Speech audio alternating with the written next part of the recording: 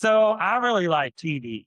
I'm kind of a TV movie buff these days. I One of my favorite TV shows is a show called It's a Sin, and it was originally aired in the UK, and now it migrated its way over to the States. And the first time I watched this show, it spoke to me more than I ever realized it would.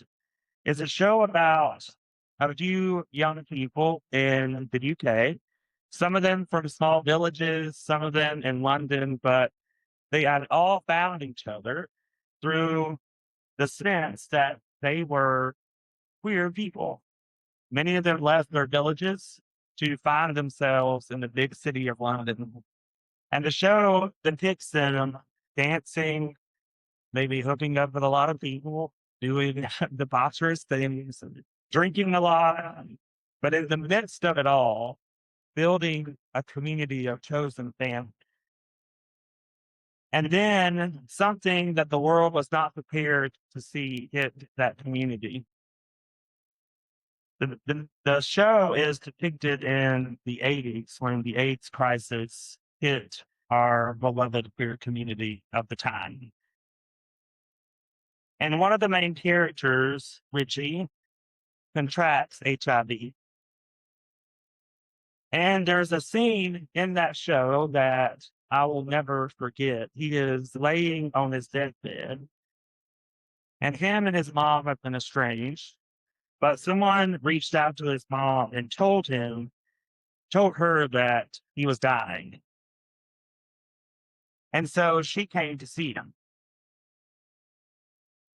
And the one thing that he did, he kept talking and talking and talking and told her all about the debauchery, told her about every man he had been with, told her about the dancing and the joy that he experienced throughout this very traumatic time and was contracting the disease that would later kill him.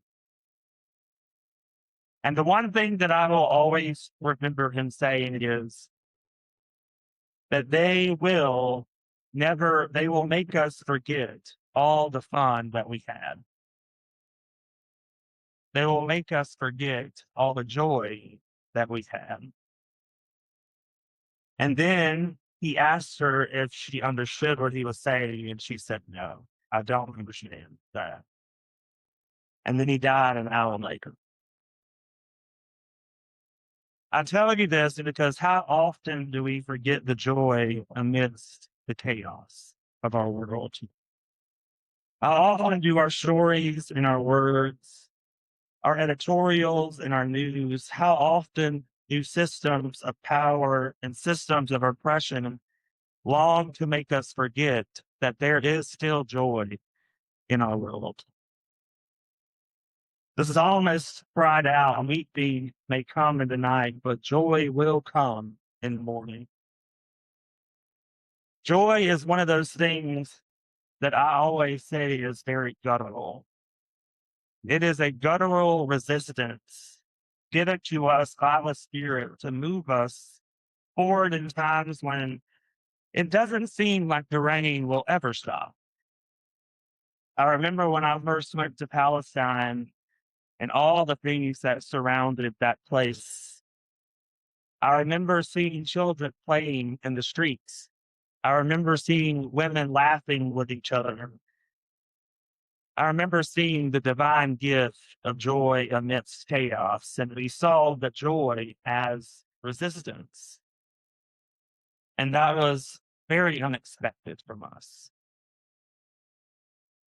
As I said, some of us went to Second City last night. And speaking of unexpected, I bet you'll never guess who showed up. Jesus did. In a very bad way, and a mustache that kept falling off. And oh, how we laughed, and how unexpected that was for us. We made a joke and said it was divine providence, but I don't think it was a joke. I think it was a divine providence. Siblings, Jesus shows up in moments that most of us don't understand. most of us are surprised. But some folk, like queer people like Richie, some folk like our Palestinian siblings, some folk like our black and brown siblings, some folk like our immigrant siblings, some folks see the presence of Christ and the divine gift of joy so clearly because we have to. We have to hold on to it, and we have to hold on to it with a tight grip because we will not let them forget. And in a time of deep division, joy pushes us from fear to radical love. Joy pushes us to build chosen family. Joy pushes us to break walls and barriers and to tell truth like we are so good at doing in this place. Because I will tell you this, when someone is able to be who God created them to be, you see God right there in front of your face. So as we go about this day, may we remember that we are the ones who can make joy unforgettable. We can tell more nuanced stories. We can stop making folk most impacted by oppression victims and instead survivors. And we can begin to build up a relationship that is not centered in the empire, but centered in resistance.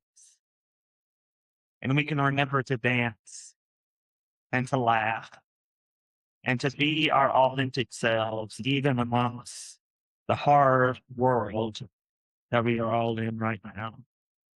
And may all God's people say, Amen.